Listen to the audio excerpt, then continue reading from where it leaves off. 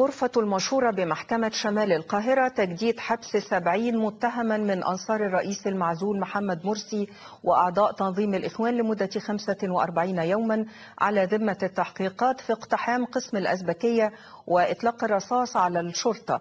كما أمرت النيابة العامة بتجديد حبس الداعية حازم صلاح أبو اسماعيل والقيادي الإخواني حلمي الجزار ومحمد العمدة عضو مجلس الشعب السابق وعبد المنعم عبد المقصود المحامي عن تنظيم الإخوان لمدة 15 يوما على ذمة التحقيقات لاتهامهم بالتحريض على قتل المتظاهرين بمحيط جامعة القاهرة وميدان النهضة.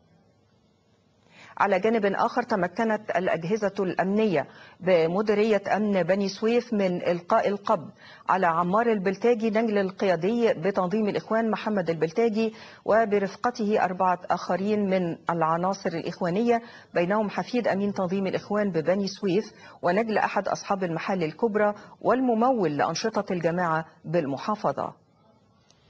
في شأن آخر تمكنت أجهزة الأمن المعنية في وزارة الداخلية من إلقاء القبض على 4 من العناصر الإجرامية الخطرة المشهور عنها أعمال البلطجة وحمل سلاح، من بينهم فلسطيني وبحوزتهم صور وهم يحملون أسلحة ثقيلة بشمال سيناء.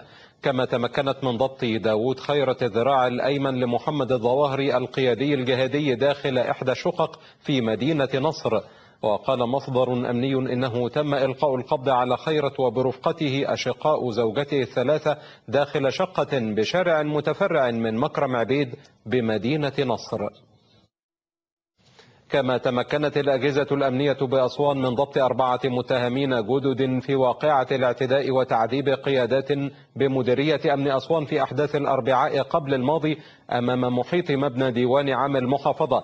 وكانت الأجهزة الأمنية قد تمكنت خلال اليومين السابقين من ضبط 7 متهمين آخرين في ذات الواقعة.